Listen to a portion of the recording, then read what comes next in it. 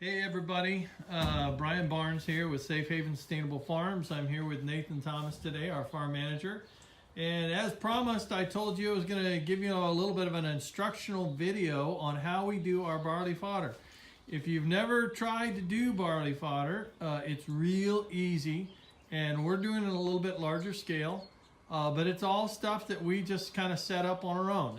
We don't have any special equipment or anything like that. These things you can get at, a garden supply shop or anything like that. The shells we got at, I think, Lowe's years ago. But anyways, Nathan is going to kind of take you through the process of what it takes to make barley. But so right here on the end, Nathan, we have the end product. This is how many days? This is about 7 days, and this is about 8 days. So the stuff down here. Yeah. Why don't you lift up one of those? So that's what it looks like. It's about the width of the seed we put in the beginning. Yeah. And so in 8 days, it's already tripled its size.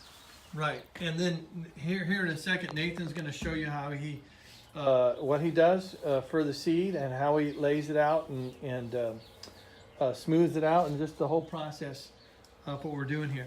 But you can see that if you just Google barley fodder, there's tons of information online about it, but look specifically on how healthy it is for your animals. And it's very cost effective. We'll talk about that, and this is day 7. You can see, we're gonna just kind of walk in here. You can see here how we just have it set up. So day 1 is down there on the end, and day 2, 3, 4, 5, and boy, you can see by day 5 it's really starting to grow. 6, 7, and then we've got the whole place opened up. But normally this door right here is closed, and you see those fluorescent lights. They're just regular old fluorescent lights we got at Home Depot with some kind of daylight type the array. I can't remember what it's called, but the certain color of light is just daylight.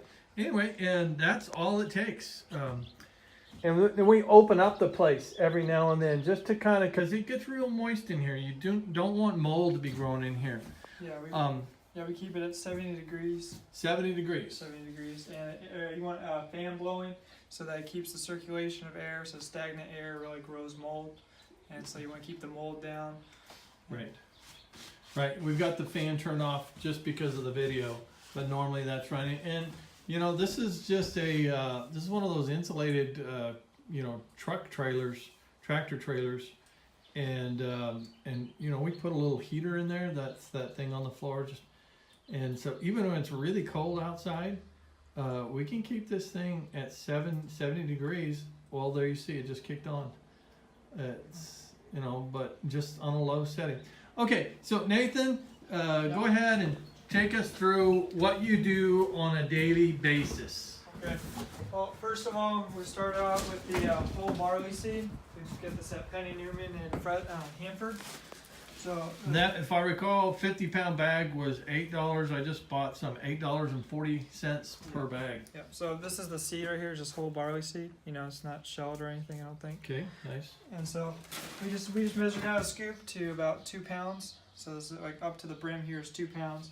And so that ends up doubling itself when it's wet. So then so in the morning, I soak it. Well, after I'm done emptying out these barrels, I'll soak more feed for tomorrow. We let it soak for about 24 hours. So every morning I do this, and then you soak the seed for the next morning, so on and so on. Okay. So you want to soak the seed just so it gets a better jump start whenever it's germinating. So how do you set up this bucket here? Yeah, so we have 2 buckets, one inside of another. So this first bucket here has got holes all on the bottom. It has screen so that the barley doesn't fall out. So that I just drain all. It's like the window screen? Yeah, window screen or anything that's that won't let the seed fall through. Okay, cool. So just a simple let it drain out. I stick it up here on this table. And so then I found a scoop, and this scoop, anything will work, but this scoop works for me, I guess. And so I just measure out, 2 two kind of scoops that are, kind of to the brim, maybe a little bit over. It doesn't have to be exact. But the main thing whenever you're covering the trays, is that you want it just to be like a thin layer over the whole tray. Okay. So I just take a little block of wood. This one's about the width of the tray, and then I just kind of go back and forth. So Hey, by the way, while you're doing that, those trays are what they call 1022 trays. They're basically 10 inches wide by 22 inches long. They put potted plants, those little 6-packs in there. You can get them at any kind of like grower supply or farm supply store, anything like that. Anyway, I've even seen people use a little Tupperware, shallow Tupperware, yeah, or like storage containers, and we'll just use those. Cool. So then there you go. That's the first tray. It's just about. So you can't really put my finger down in there too far. So that's it's just the. So what do you think about a 1/2 inch? Yeah, about a 1/2 inch or so, and it doesn't it doesn't have to be perfectly leveled out, but just where you can't see the bottom and where just it's basically the same all the way through. Yeah, and the reason you like it to be the same all the way through is because your propagation rate for all the seeds is a lot more uniform when it's nice and level like that. If you get it too thick, and really it's not the weight that matters, but if you get it too thick, it some of the seeds won't propagate as well, and if you get it too thin, it doesn't hold together on those on that big old how we lifted up that barley there. Yeah. It won't hold together well. So about a 1/2 inch we found is pretty good. Mm-hmm. And so then just take off this the tray, and I haven't pushed them all down yet, but whenever I'll take off the ones at the end, and then I'll just pull them to the end, and then take these and push them down, and so it keeps cycling through. You're successioning Right. all of the barley. Nice. We won't do that right now, but we just wanted to kind of show you how the process was done. So Nathan, talk about this shelving right here. Well, I tell you what. I'm sorry. I jumped ahead a little bit too much.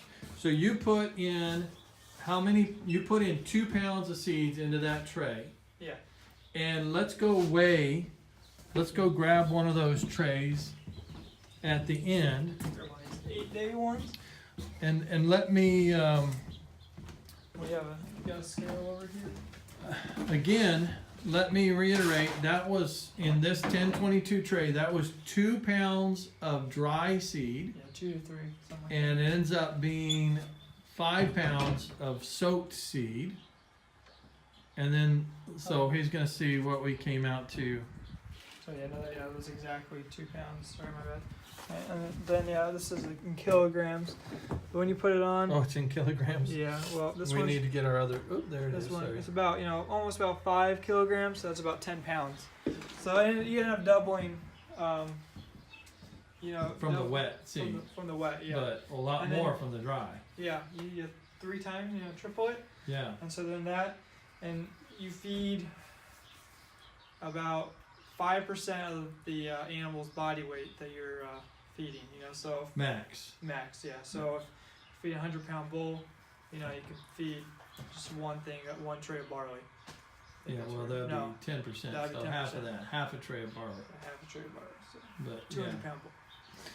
Yeah. So, and then our sprinkler system here. Yeah. So we just have a little PVC pipe coming in from the outside, and then it runs through this electric timer for water.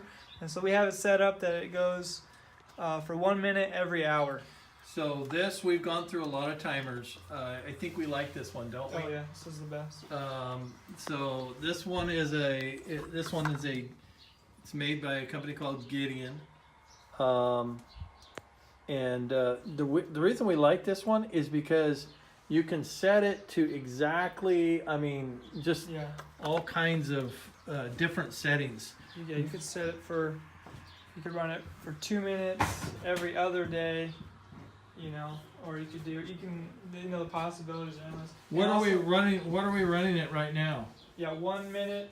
We run it for 1 minute every hour. 1 minute every hour. Yeah, so 24 hours a day. And what's cool with this one is you got the 1 intake and 2 outtakes. So you can end up putting two racks in here, 2 sets of racks, and then you keep watering those. So instead of having 2 timers, you can just have the one. Oh, nice, and we might do that. So, talk to me about the emitters. How did we do that? So our emitters here, we just have the PVC pipe going to a little fitting, and I think it's what, 1/2 inch. So a 1/2 inch little threaded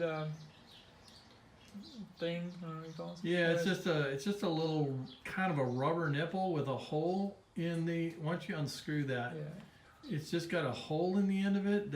And this you'll probably have to go get at an irrigation supply company. And so that's the emitter. So it hangs upside down like that, and you screw it in there. And then so it's adjustable too. So you can either you can unscrew it all the way. So that's the water just shoots through there and it goes in here. Okay. And so then you can adjust it. The tighter you go, the more of less of a radius it'll have. Okay. But the more you loosen up, the more of a radius you'll have. Okay, cool. So, Why don't we? Can you turn this thing on manually just so that the people can see the spray pattern? Yeah. Now we've gone through a lot of these so far, different styles. So far, we like these the best because they go in a circular pattern that's 100%. A lot of them, they will have breaks in them, so it's not uniform. So here it comes. You can see those turn on. Hopefully, you can see that. Let me get a little different angle. Maybe you can. I don't know if it's coming through on the video or not, but yeah. And so every now and then you definitely want to check that your emitters are not clogged and that they are putting out what you want. But so far you can see by our growth that they're doing pretty good. Now these don't I mean, we've got them so they kind of overlap the spray head, but not fully.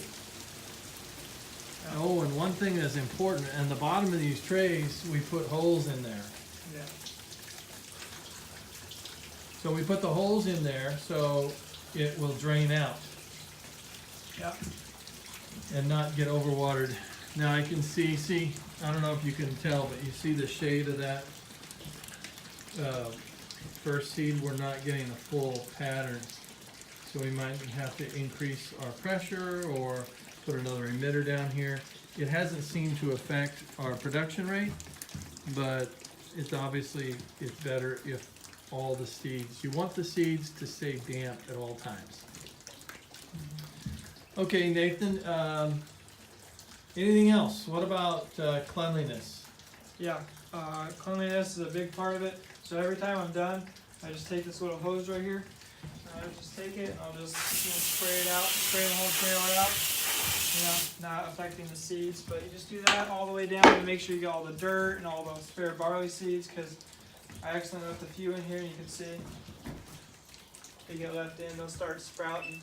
They'll start sprouting in here, and then you have a whole barley on the ground. So yeah, then we got mold problems again. Yeah.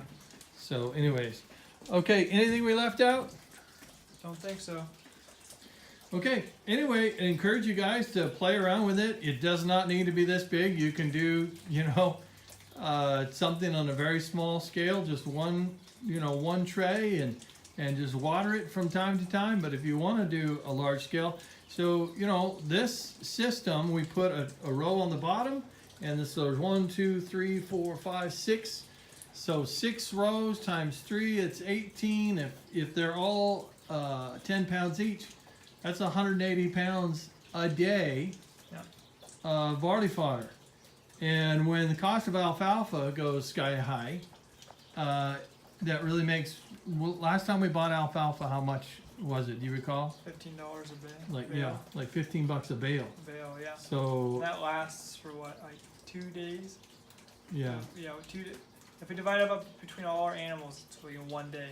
Right. And then we buy a 50-pound bag for $8, and that goes for the whole week.